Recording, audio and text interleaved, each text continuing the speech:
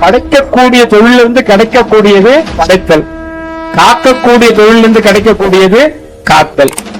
செல்வம் அது மகாலட்சுமி கிட்ட, கல்வி அது நம்ம சரஸ்வதி கிட்ட, யாராருகிட்ட இருக்குது அதெல்லாம் நம்ம கேட்கிறோம்.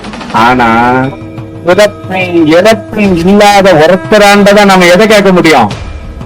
பிறப்பு இறப்பு இல்லாத தன்மையை நம்ம கேட்க முடியும். ஆகையினால படைக்கக்கூடிய பிரம்மாவை விட காக்கக்கூடிய விஷ்ணுக்கு கண்ணுக்கு தெரியும் எத்தனையோ பிறப்பு. அவரே பாவம் என்ன பண்றாரு, பூமியில பிறக்கிறாரு, ஒரு கிருஷ்ணரா பிறந்தாரு, ஒரு வேடுவன் கையால இறந்து மண்ணோட மண்ணா போயிட்டாரு. ஆனா அவருடைய பேர் நிக்குது. ராமர் பிறந்தாரு, தான் குழந்தைங்க கையால லவகுச்சா கையால இறந்தாரு. அப்போ சிவன் எங்க பிறந்தது, எங்க இறந்தது? பரம்பொருள்னு சொன்னா அதுக்கு என்ன கிடையாது?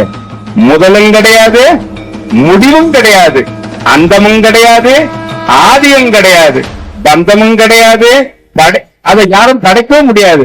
இப்படி எதுவுமே இல்லாத ஒரு உயர்ந்த பரம்பொருளுக்கு நாம மதிக்க காரணம் என்னன்னா, இது உயர்ந்ததுன்றதை விட அன்பு உடையது.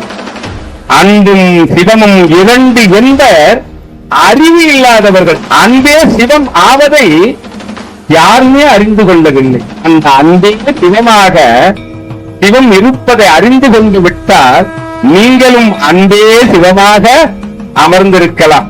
அப்ப அன்பனுடைய தத்துவத்துல விளங்கக்கூடிய சிவத்தை நாம வணங்க காரணம் உயர்வு தாழ்வுன்றதை விட நாம யாராண்ட போவோம்? ஒரு குழந்தையும் தெய்வமா யாராண்ட இருக்கோம்? கொண்டாடுறவங்க இருக்கோம். என்ன கொண்டாடுது அந்த சிவம்? எப்படி கொண்டாடுது?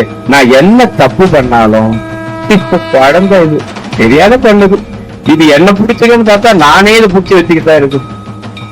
ஆக என்னுடைய தன்மையை உணர்ந்து இது இப்படித்தான், இதை நாம தான் சீர்படுத்தணும் போல இருக்குன்னு எனக்கு முன்கூட்டியே என் பின்னாடி தொடர்ந்து வந்து எனக்கு என்னெல்லாம் செய்யணுமோ அது போல என்ன பாதுகாத்துக்கிட்டு இருக்க அந்த சிவத்தை நாங்க உயர்வா பிடிக்கிறதுக்கு வேற காரணமே தேவையில்லை. ஆகையினால சிவனோடு ஒக்கும் தெய்வம் தேடினும் அவனோடு ஒப்பார் புவனமே கடந்து பொன்னொலி மின்னும் கவனத் தடைமுடி.